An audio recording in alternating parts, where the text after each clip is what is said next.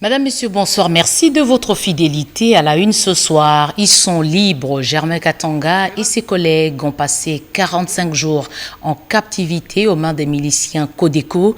Libération obtenue grâce à l'implication des structures de la société civile dans la province de l'Ituri. Reprise des travaux de construction des villas pour les officiers de l'armée, 5000 habitations pour un premier lot de moins de 100 pour les généraux et les colonels. Les maisons sortent de terre à 9 km de l'aéroport international de Ndjili. Des enfants, des militaires et des policiers ont obtenu le ticket pour les études universitaires à l'étranger. Ils ont quitté Kinshasa pour l'Europe grâce à la bourse Merci Fachi. 500 bourses sont disponibles pour ceux qui remplissent les critères. Voilà tout pour le sommaire. Encore une fois, bonsoir et merci de votre fidèle attention. Toutes nos excuses pour ce retard avec lequel nous démarrons la grande édition de ce soir. Germain Katanga et ses collègues ont passé 45 jours en captivité aux mains des miliciens Codeco. Libération obtenue grâce à l'implication des structures de la société civile en Ituri. Junior Selemani, reportage. Relâché le lundi 4 avril 2022 par les miliciens de la Codeco après plus de 45 jours de captivité, 3 membres de la task force, à savoir le général Germain Katanga, le président de l'INADI, Janvier Bin Ekwali et le chauffeur Blaise, ont été présentés ce mardi aux membres du comité provincial de sécurité. Selon le dur des assaillants Codeco, ils nous ont promis, dès le premier jour de la libération des professeurs d'Etchovi, que nous serions libérés en 3 phases. La première phase, c'était la libération des professeurs d'Etchovi. La deuxième phase, aujourd'hui, on nous libéra. L'IRDPC nous a pris en otage, ils nous ont gardés et jusqu'à aujourd'hui, nous sommes sortis vivants. Une libération obtenue, notamment grâce à l'implication d'une manière ou d'une autre de différents acteurs et organisations. L'exemple de l'ONG FADEM, engagé dans la sensibilisation de miliciens sur la paix. FADEM était partenaire de PDDRC qui devait sensibiliser les groupes armés sur terrain et même les dialogues entre les gouvernements et les groupes armés. Nous les avons conscientisés, nous avons assisté aux séries de réunions jusqu'à arriver à la libération. Processus qui est déjà déclenché et pour ramener la paix, restaurer la paix dans les territoires des Djougou, que ça ne puisse pas s'arrêter. Notons que la libération intervient après celle du professeur Jean-Baptiste Etchovi, relâché le 21 mars dernier pour des raisons de santé. Pour rappel, quelques semaines après la prise d'otage de Thomas Lubanga et 7 autres membres de la task force, le gouverneur militaire de l'Ituri, le lieutenant-général Luboyanka Johnny, avait mobilisé les différents leaders communautaires et structures de pacification afin de trouver des voies et moyens pour la libération de ces émissaires du chef de l'État.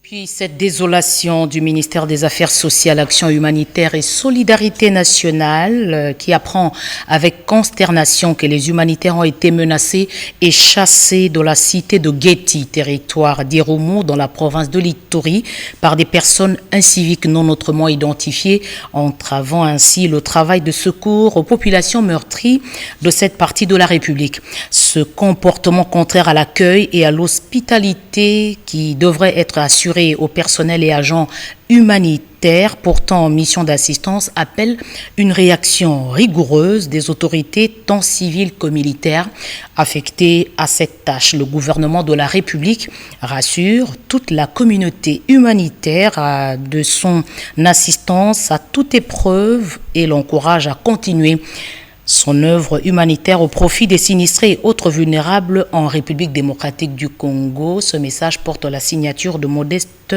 Motichai Mutinga. Autre chose, la flotte de Congo Airways s'amincit. Quelle en est la raison? Pourquoi les avions loués en leasing auprès de Kenya Airways ont-ils été retirés?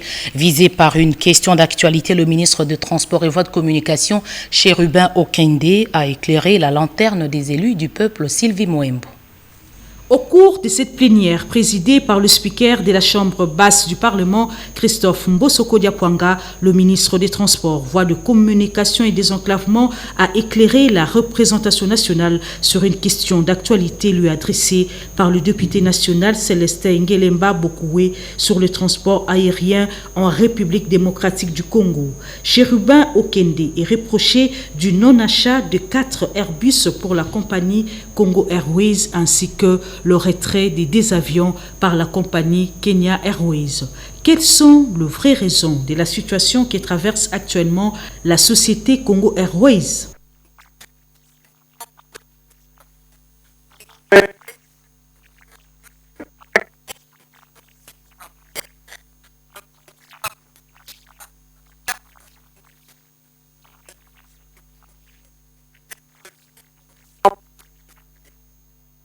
Quelques soucis sonores, nous reviendrons avec ce reportage dans les meilleures conditions un peu plus tard.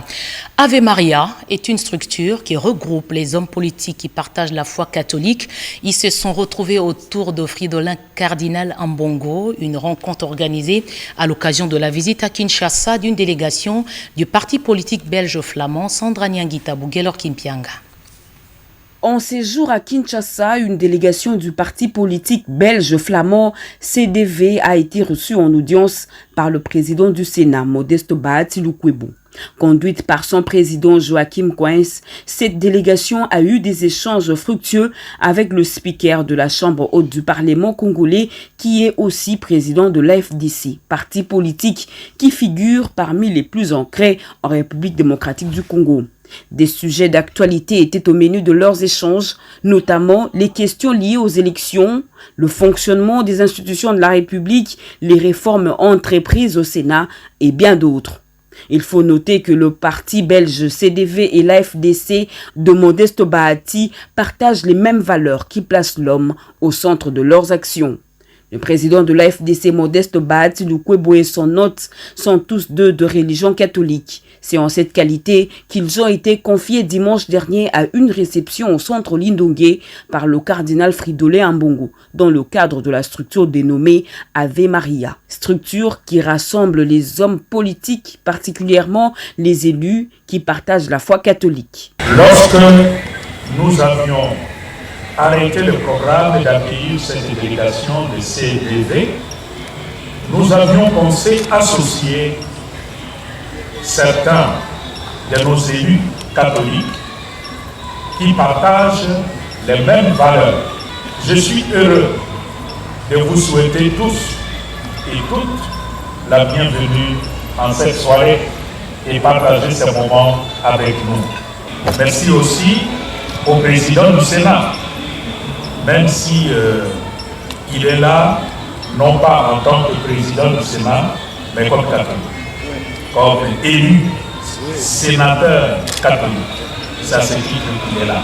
L'ambassadeur de Belgique en RDC et l'ambassadeur de l'Ordre de Malte ont été également invités à cette rencontre. Affaire approvisionnement des stations-service en carburant, les pétroliers étaient autour du Premier ministre Jean-Michel Sama-Lukonde. Le gouvernement a pris des résolutions pour éviter la pénurie ainsi que l'augmentation du prix du litre à la pompe. Je propose d'écouter le porte-parole du gouvernement, Patrick Mouyaya, qui donne plus de précisions dans ce reportage signé Pati Tondouango Kizunda, Marcel Moubenga. Le gouvernement conjugue des efforts pour maintenir le coût du super à la pompe. C'est ce qui explique la réunion des opérateurs économiques du secteur pétrolier autour du Premier ministre Jean-Michel Sama-Lukonde Kyenge ce mercredi 6 avril 2022 à l'immeuble du gouvernement. Cette réunion élargie aux ministres membres de la commission ECOFIN attend passer en revue toutes les questions liées au carburant pour envisager des solutions durables. Selon le ministre de la Communication et Médias Patrick Mouyaya, le gouvernement a pris des résolutions pour éviter à la fois la pénurie et l'augmentation du prix du carburant. Au-delà du travail qui a commencé de manière étroite au niveau du ministère des hydrocarbures, le Premier ministre et chef du gouvernement a tenu à son niveau à réunir les acteurs du secteur avec le ministre concerné. Et au terme de cette réunion, vous avez vu que le gouvernement travaille comme toujours d'ailleurs de manière étroite avec les acteurs du secteur Il y a évidemment des ardoises qu'il faut combler dans les cas du mécanisme mis en place, parce que le Congolais doivent savoir que le carburant que vous achetez à la pompe, 40% est payé par les gouvernements. Et que de ces faits, il existe des mécanismes de paiement de pertes et des manques à gagner qui prennent du temps, et c'est ce qui fait qu'aujourd'hui, il y a une difficulté pour les sociétés pétrolières de s'approvisionner et de faire. Et donc les dispositions ont été prises pour que cela se fasse. Les opérateurs économiques ont soumis au gouvernement certaines doléances doublées, des pistes de solutions pour maîtriser la situation. Nous avons pu exposer à son Excellence, Monsieur le Premier ministre, les difficultés du secteur qui sont dues au fait que les paramètres de la structure des prix ne sont pas revus à temps et créant ainsi des pertes et des manques à gagner. Des solutions telles que la bonne gouvernance, renforcer la bonne gouvernance pour que les fraudes soient supprimées et que les volumes augmentent. Parce que si les volumes augmentent, les prix à la pomme seront mieux maîtrisés par l'État. Nous avons également suggéré qu'on fasse une réflexion profonde sur l'optimisation de la logistique des importations de produits vers la RDC, qu'on puisse faire des pipelines avec ce pipeline-là, optimiser et maîtriser les prix à la pompe. Le gouvernement Sama compte mettre les bouchées doubles pour éviter à la population les conséquences d'une éventuelle rupture du stock du carburant. Des opérateurs dans les télécoms maintenant, ils sont prêts à collaborer avec le gouvernement pour augmenter l'inclusion financière. Ils disposent de l'ingénierie adaptée pour la collecte de recettes publiques. Ils sont tous allés présenter ces possibilités de collaboration au Premier ministre Pati Tondouangou. Une délégation des opérateurs économiques du secteur des télécommunications au cabinet du Premier ministre. Il s'agit des responsables d'Airtel, de Vodacom, de Orange et d'Africell. Ils ont examiné avec les chefs du gouvernement, Jean-Michel Sama Lukonde Kyenge, quelques problèmes relatifs à leur secteur, notamment celui de l'économie numérique face à la double crise de la pandémie de la Covid-19 et de la guerre en Ukraine.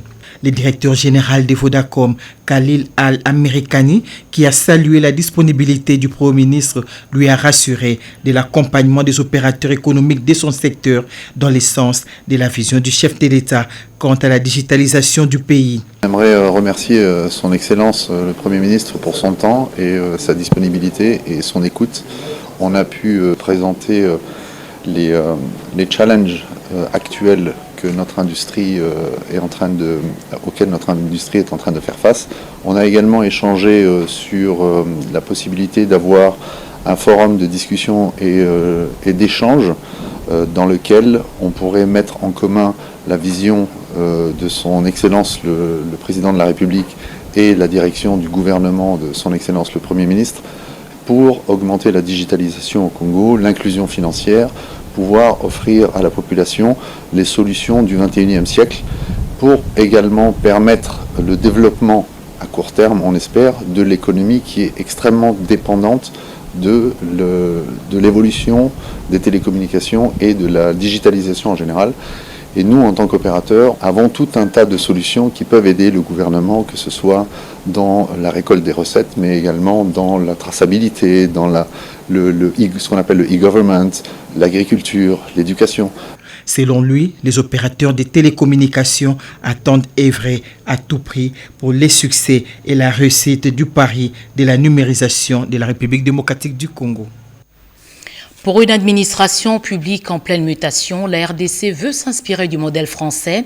Justement, le vice-premier ministre, ministre de la fonction publique Jean-Pierre Liao a eu des échanges avec le diplomate français en poste à Kinshasa, Cédric Kenina Mokemaluma, Nadine Kilouche. Dans le but de maintenir les passerelles de collaboration entre l'administration congolaise et française, le vice-premier ministre, ministre de la fonction publique Jean-Pierre Liao a accordé une audience à l'ambassadeur de la République française au RDC, accompagné de la délégation de l'Agence française au développement ce mercredi. Au centre de leurs échanges figurait la problématique du renforcement de la coopération bilatérale pour la mise en œuvre de la réforme de l'administration publique. Le point d'orgue de ces échanges a été mis sur le projet de financement de la formation des étudiants de l'École nationale d'administration et non sigle. Je suis venu avec une délégation de l'Agence française de développement qui va accorder un financement et qui est en train d'instruire un projet sur ce sujet. Nous sommes déjà impliqués depuis plusieurs années dans le soutien à l'ENA, l'École nationale d'administration, RDC, mais pas uniquement, également l'INAFOR, qui forme des magistrats. Il y a d'autres projets qui sont également envisagés. Non seulement nous avons soutenu ces institutions, mais il y aura un dialogue certainement entre la direction de la fonction publique de ce pays et celle de France pour des échanges d'expertise. Et puis nous envisageons aussi à moyen terme, à plus long terme, d'autres formes de coopération. Mais c'est précisément ça l'objet des discussions qui sont en train d'être commencées. En quelque sorte, cette discussion avec le vice-premier ministre était le coup d'envoi à des discussions plus approfondies. Depuis plusieurs années, la France est engagée aux côtés de la RDC pour un appui efficient dans la formation des énarques et le vice-premier ministre, ministre de la fonction publique, Jean-Pierre Liaou, s'active pour le renforcement de liens de coopération entre l'administration congolaise et celle française. Juste après, le patron de l'administration publique s'est prêté à l'exercice traditionnel de face-à-face avec les agents et fonctionnaires de l'État qui se tient tous les mercredis en son cabinet de travail dans le cadre du maintien du dialogue social prôné par le chef de l'État, Félix-Antoine Tshisekedi Tshilombo. Je suis notifiée, affectée, tout ça, je suis en ordre, mais j'ai tout pour mon salaire de base. Vraiment, c'est un cerveau d'État, il m'a promis, et il va d'abord vérifier tout ça et on va m'appeler. J'ai posé mon problème, il m'a écouté, il m'a promis qu'il va certainement trouver des solutions à mon problème qui a tant duré. 4 millions d'euros pour renforcer les capacités de l'école de formation judiciaire. INAFOJ, c'est l'appui de la France. Cette nouvelle était annoncée à la ministre d'État à la Justice, Rose Mutombo, par l'ambassadeur de France en RDC, Chimène Dondo Oscar Mbalkaïj. Cet appui de la France en faveur de la République démocratique du Congo vise à renforcer en capacité l'Institut national de formation judiciaire, INAFOR en sigle. Pour l'ambassadeur de France en crédité en RDC, l'enveloppe de 4 millions d'euros mise à la disposition de la République démocratique du Congo par la France rentre dans le cadre du contrat de désendettement au développement conclu entre les deux pays.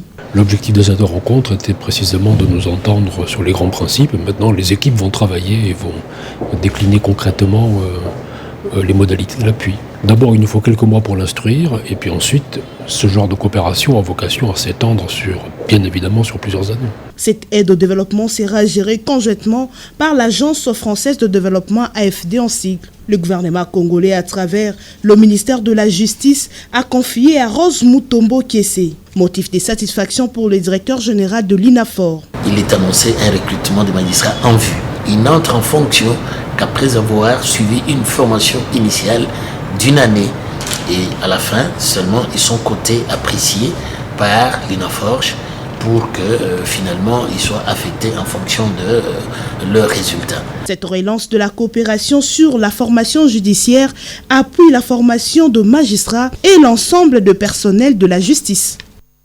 Lutte contre la malnutrition, une conférence du leadership se tient à Kinshasa, assise organisée par le Programme alimentaire mondial PAM. La première dame, Denise Nyakero Tshisekedi, partenaire de cette organisation internationale, a pris part à cette cérémonie.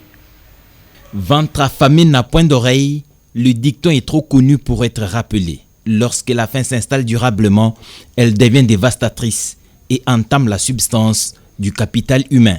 Le Programme alimentaire mondial, PAM en sigle pour la région d'Afrique australe, réunit à Kinshasa les membres du gouvernement de la RDC, représentants régionaux et la distinguée première dame Denise Nyakero Tshisekedi dans une conférence de leadership contre la malnutrition. Les relations première dame, Programme alimentaire mondial ont une histoire et peuvent encore se consolider. Pour moi, personnellement, prendre la parole à cette réunion va dans le sens de la consolidation de mes relations avec le PAM.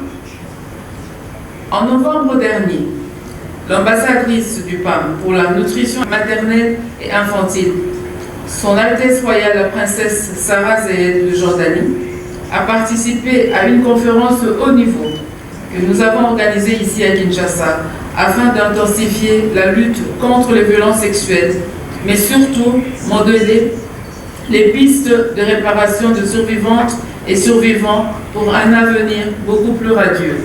Après le mot du ministre d'État, ministre du Plan Christian Mwando Simba, Mengestab Aïlé, directeur sous-régional du Programme alimentaire mondial pour la région d'Afrique australe, a dit se trouver à Kinshasa pour la mise en place d'une stratégie commune de lutte contre la malnutrition en s'inspirant de la déclaration de Kinshasa adoptée en janvier dernier lors d'un sommet des chefs d'État à Kinshasa. The purpose of why we are meeting here today. Nous réunissons ici exceptionnellement à Kinshasa parce que nous voudrions avoir une stratégie de mise en œuvre de notre politique sur la sécurité alimentaire, la nutrition, et que nous voudrions passer cela au gouvernement. Et nous voudrions remercier le président de la République démocratique du Congo, son Excellence Félix-Antoine Tshisekedi Tshilombo. Et grâce à l'appui qu'il a donné à cette déclaration, en fait, l'Union africaine a pu adopter cette déclaration. Donc, nous lui en sommes très reconnaissants. Plusieurs personnalités se sont mobilisées pour cette rencontre qui a encore mis en exergue le potentiel agricole de la RDC et ses capacités de contribuer efficacement à la sécurité alimentaire régionale. Pour Malebo, c'est la nouvelle cité qui attend accueillir les familles des officiers de l'armée. Après une période de suspension, les travaux ont été relancés pour offrir 5000 maisons à près de 10 km de là de l'aéroport international de Ndjili. Travaux relancés par le ministre de la Défense nationale et ancien combattant Gilbert Kabanda. Jojo Ndiboutir Inzazi. Après une longue période d'arrêt des travaux de construction de la nouvelle ville dénommée Poul Malebo-Ville d'une superficie de 518 hectares située à 9 km de l'aéroport international de Ndjili, le ministre de la Défense nationale et ancien combattant Gilbert Kabanda Kourenga a présidé ce mardi 5 avril 2022 la cérémonie de relance des travaux de construction de 5000 maisons et villas dont le premier lot sera constitué des 190 villas destinées aux officiers généraux et colonels des FARDC, a fait savoir le directeur général de l'entreprise Congo International Investment Group, CCIG, Jeff Pigeon Moukadingoy. Le ministre de la Défense nationale, Gilbert Kabanda, a exhorté les responsables de cette entreprise à travailler d'arrache-pied et de manière sérieuse. C'est à bord d'un bulldozer que le patron de l'outil de défense est monté pour donner les coups d'envoi officiels de la relance des travaux de construction de villas au site Poul Malebo-Ville. S'en est suivi la visite guidée de plusieurs types de maisons destinées aux officiers supérieurs militaires des FARDC. Dans un autre décor, le ministre de la Défense nationale et des anciens combattants, le docteur Gilbert Kabanda Kourenga, a assisté à une cérémonie de remise d'un petit bateau expérimental, Nzadi, c'est son nom, à la marine de guerre de la République démocratique du Congo ce mardi 5 avril 2022. La cérémonie s'est déroulée au bord du fleuve Congo sur le magnifique bateau Majestic River au nouveau port portant le même nom dans la commune de la Gombe. Ce bateau est le produit de recherche initié dans le cadre des activités de l'industrie militaire en RDC. Il est construit par M. Van Vander Maleen Maurice, expert en génie électrique et fondateur de l'entreprise Kivu Solar Boar. Il servira à ravitailler les positions, à servir de matériel didactique pour la formation du personnel utilisateur et à continuer les recherches. Des infrastructures de base seront construites à Idjui et à Kaleye dans le cadre du programme de développement des 145 territoires. Aimé Boji, ministre d'État budget, l'a annoncé à la population et aux membres des forces politiques venus l'écouter un peu partout dans son itinérance au Sud Kivu. Envoyé spécial Riki Nzuziloya. À 8 km de Walungu Centre se trouve une rivière porteuse d'espoir pour toute la population d'Ndouba et des 4 autres groupements riverains de la rivière Nkombo, qui, après étude de faisabilité par des ingénieurs expérimentés, offre aujourd'hui une opportunité d'ériger un mini-barrage électrique dont la production va atteindre le 250 kW. L'électricité va desservir plus de 5000 ménages. Cet ouvrage, pris totalement en charge par le ministre d'État, ministre du Budget, Aimé Boji Sangara, qui a procédé à la pose de la première pierre, s'inscrit lui aussi dans le programme de développement des milieux ruraux. C'est un projet d'électrification qui va desservir Nduba, Mushinga, Lurala, Walungu et Irongo. C'est pour nous un effort dans le sens de l'électrification des milieux ruraux qui cadre bien sûr avec le programme du gouvernement, aussi avec le programme de développement à la base. En toute humilité, je me suis dit que je pourrais fournir cet effort pour permettre à nos enfants qui vont à l'école de pouvoir avoir un peu plus de temps pour étudier et aux ménages d'accéder à l'éclairage et de pouvoir utiliser l'électricité pour moudre la farine de maïs, de manioc et de sorgho que nous produisons localement. Les travaux vont durer 13 mois. Les turbines, les alternateurs et autres matériels seront convoyés par chariot. Le sable et les moellons sont à trouver sur place. La liesse était totale face à ce meilleur cadeau des Meboji à cette population. Restons sur le terrain, cette fois-ci à Kinshasa, pour visiter les chantiers où sont construites les infrastructures pour le 9e jeu de la francophonie. Une délégation des experts entrepreneurs et architectes venus du Canada a fait le tour de chantier Rodé Panda. Chaque minute compte et un jour qui passe a de l'incidence sur les délais impartis pour la construction des infrastructures de 9e jeu de la francophonie. Le gouvernement congolais et l'Organisation internationale de la francophonie sont déterminés pour l'organisation de ces grands événements socioculturels. C'est pour cette raison qu'une équipe des experts entrepreneurs venus du Canada sont à Kinshasa pour se rendre compte du niveau d'avancement et le sérieux dans les travaux. Le directeur national de 9e jeu de la francophonie, Isidore Panja, les a conduits ce mercredi 6 avril dans différents chantiers pour inspection. Nous avons fait le tour de tous les sites pour voir l'évolution des travaux. Nous venons de temps en temps pour suivre l'évolution des travaux, pour nous assurer que tout se passe correctement. Albert Yungu de Béton Québec, entrepreneur, expert en construction, et Johnny Vincent, architecte, tous deux venus du Canada, étaient très sévères envers les entrepreneurs exécutants. Tout passe à la loupe. Au finish, ils ont une appréciation positive en insistant sur l'encouragement et l'encadrement de techniciens. J'ai noté tout simplement du beau travail, des personnes assidues, des personnes passionnées, des personnes qui veulent en fait démontrer que le Congo est capable aussi. On est la future image en fait de l'Afrique. Ce que je note, c'est qu'il y a une volonté, mais effectivement, vous avez besoin d'un encadrement pour aller plus vite. Notez que sur ces sites, du stade des Martyrs et Tata Raphaël sont construits les terrains pour le volleyball, le basketball, la salle de gymnase, des luttes, les collecteurs pour évacuation des eaux, ainsi que les villages de 9e jeu de la francophonie. Un secrétariat général autonome pour le ministère en charge des personnes vivant avec handicap et autres vulnérables. Cette idée fait du chemin. Elle a été discutée au cours d'une séance de travail entre le ministre des Affaires sociales Modeste Mutinga et Irène Essambo. Bientôt, le ministère délégué en charge des personnes vivant avec handicap et autres personnes vulnérables sera doté d'une administration de services, celle qui va répondre aux besoins spécifiques de chaque catégorie de personnes vulnérables. C'est l'une des retombées de la loi organique portant promotion et protection des droits des personnes en situation de handicap adoptée au Parlement, qui attend sa promulgation par le président de la République. En marge de la mise en place du secrétariat général du ministère délégué en charge des personnes vivant avec handicap, les deux ministres ayant en charge les affaires sociales, Modeste Mutinga et Irène Essambo Diata, élargis au directeur sectoriel, se sont concertés pour l'organisation administrative et l'identification des services en son sein. Elle mérite toutes nos félicitations.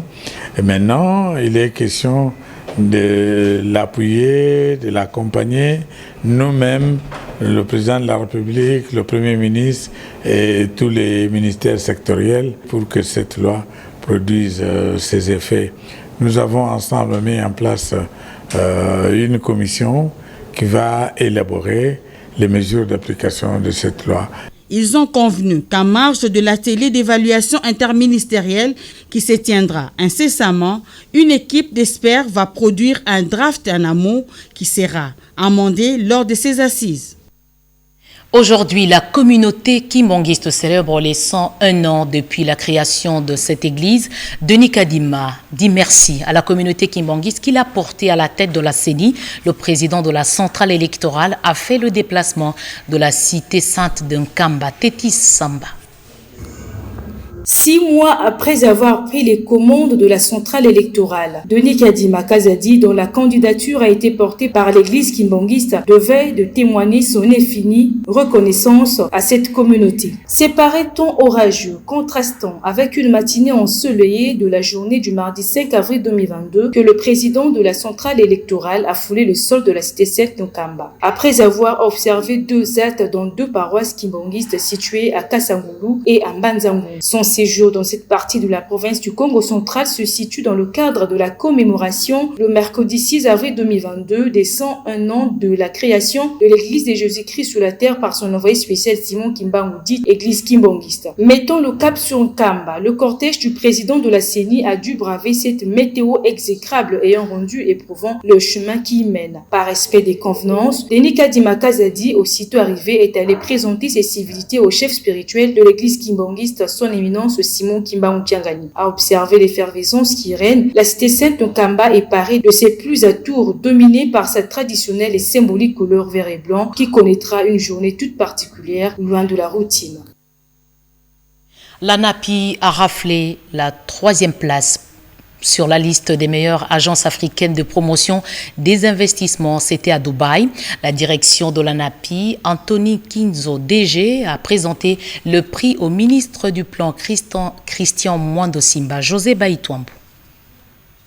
Aucun effort n'est vain et le premier pas d'un parcours est toujours encourageant. Primée 3e meilleure agence africaine des promotions des investissements à Dubaï, la délégation de la NAPI a présenté le prix AIM au ministre d'État au plan Christian Mwando Simba. Le directeur général Anthony Kinzo, qui avait à ses côtés la directrice générale adjointe Rose Dorothée Bokele-Ale, a saisi l'occasion pour faire une restitution de la mission de Dubaï à Christian Mwando Simba. Des contacts pris au protocole d'accord signé en passant par l'accompagnement assuré aux start-up et petites et moyennes entreprises, Anthony Kinzo Kamole a tout exposé à l'autorité des tutelles.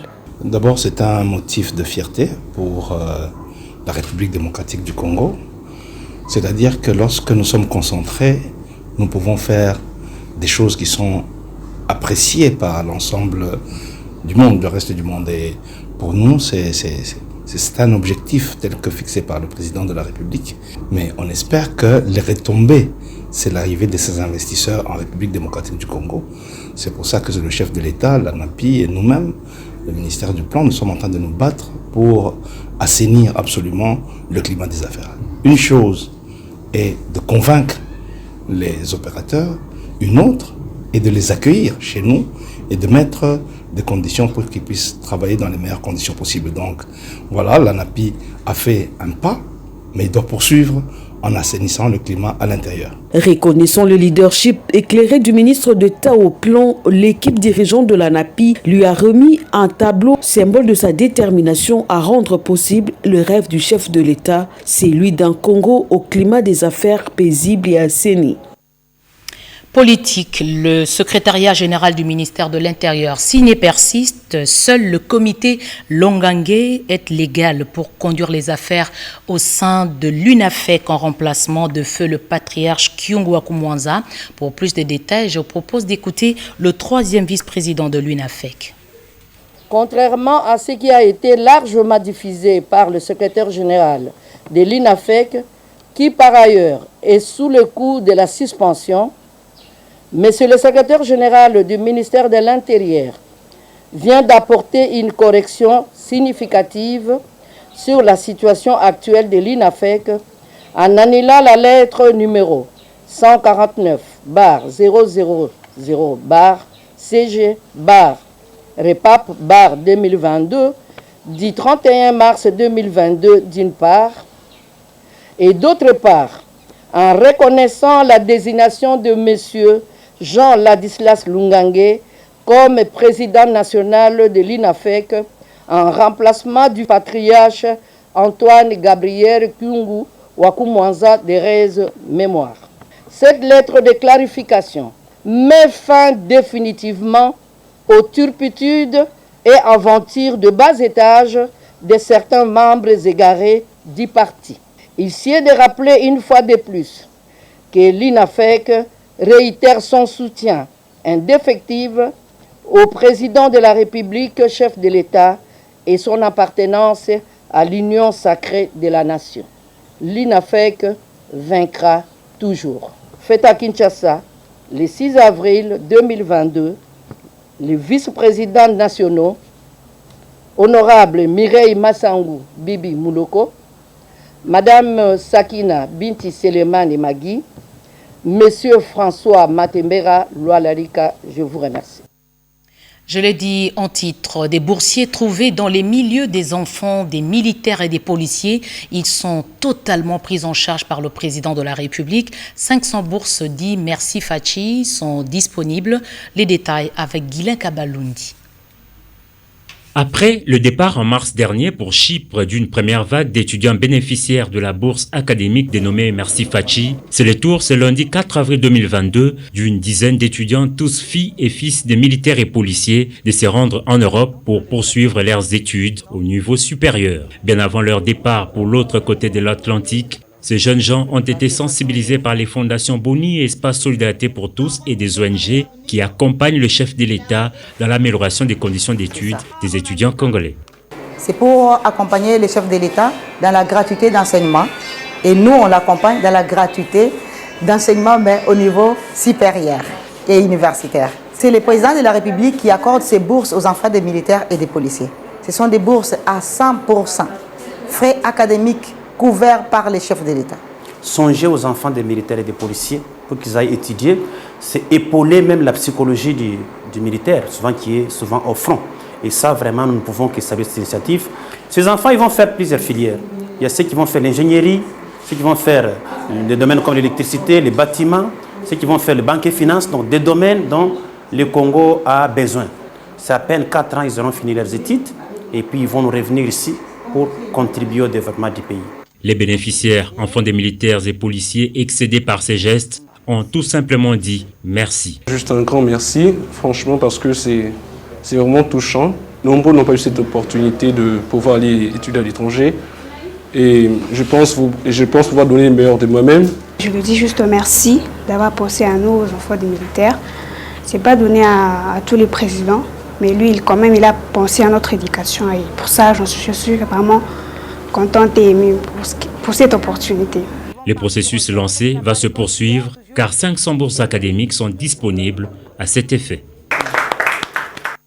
Cacophonie dans l'affaire de spoliation du terrain de la communauté Sebeko Kasangulu au Congo central. Après une décision suspendant les travaux en cours, une nouvelle mesure vient d'autoriser les constructions anarchiques. Explication Rodé Panda.